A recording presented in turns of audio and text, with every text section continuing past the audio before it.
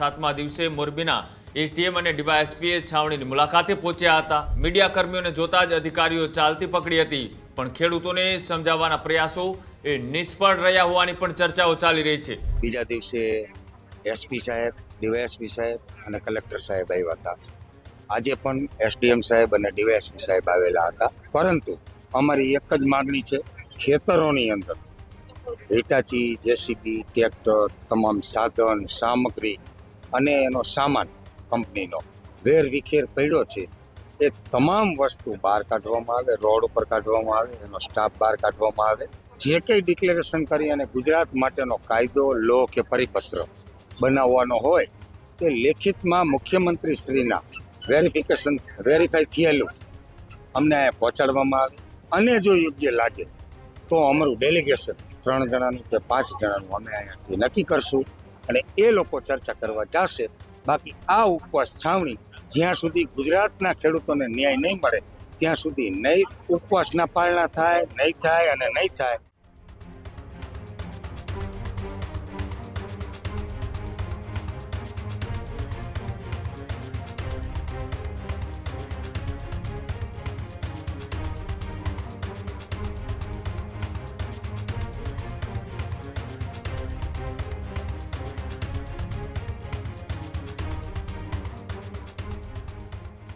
જે રીતના જેતપરની અંદર સતત 7 દિવસથી આ ખેડૂતો ઉપવાસ પર બેઠા છે, ત્યારે આજે આ 7મા દિવસે મોરબીના એસડીએમ અને ડીવાયએસપીએ છાવણીની મુલાકાતે પહોંચ્યા હતા।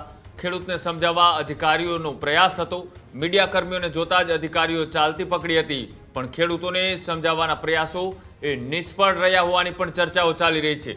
3 દિવસથી સતત અધિકારીઓ આવી રહ્યા હોવાની વાત નિલેશ એરવાડિયાએ કરી। એ લોકોની એક જ માંગણી છે કે તમે ઉપવાસ પૂરો કરો। અમારી પહેલી માંગણી છે કે ખેતરમાંથી કંપનીના તમામ સામાન બહાર કાઢો। ખેડૂતોએ ટસના મસ નથી થઈ રહ્યા।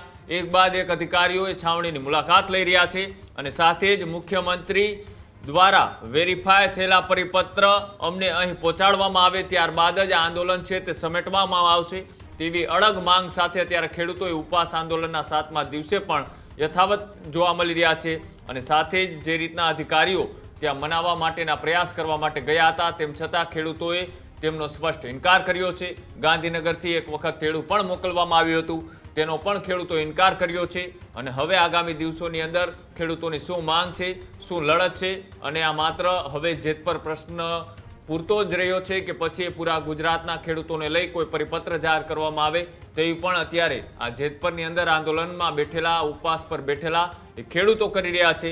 આજે જે એસડીએમ અને બીજા અધિકારીઓ છે તે મનાવવા માટે ત્યાં પહોંચ્યા હતા, અને તેને લઈ ત્યાં ઉપવાસ પર બેઠેલા નિલેશ એરવાડિયાએ શું કહ્યું આવો એ પણ જોઈએ। 3 દિવસથી સતત પ્રશાસન આવી રહ્યું છે। પહેલા દિવસે એસડીએમ સાહેબ આવ્યા હતા, બીજા દિવસે એસપી સાહેબ, ડીવાયએસપી સાહેબ અને કલેક્ટર સાહેબ આવ્યા હતા। આજે પણ એસડીએમ સાહેબ અને ડીવાયએસપી સાહેબ આવેલા હતા। એ લોકોની એક જ લાગણી અને માગણી છે કે આ ઉપવાસ છાવણી સમેટો અને સરકારશ્રી સાથે વાટાઘાટ કરો।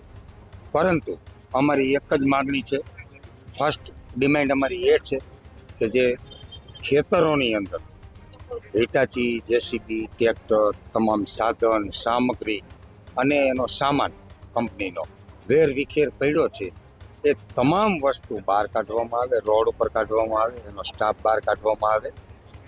ત્યારબાદ સરકારશ્રી તરફથી લેખિત જે કંઈ ડિક્લેરેશન કરી અને ગુજરાત માટેનો કાયદો, લો કે પરિપત્ર બનાવવાનો હોય તે લેખિતમાં મુખ્યમંત્રી શ્રીના વેરીફાઈ થયેલું અમને અહીંયા પહોંચાડવામાં આવે, એનું અમે લેસન કરશું, અધ્યયન કરશું, અને ત્યારબાદ અમે પ્રેસ મીડિયા માધ્યમથી આપની સાથે ટોક કરશું, ખેડૂતોના અભિપ્રાય લેશું, અને જો યોગ્ય લાગે તો અમારું ડેલિગેશન 3 જણાનું કે 5 જણાનું અમે અહીંયાથી નક્કી કરશું અને એ લોકો ચર્ચા કરવા જશે।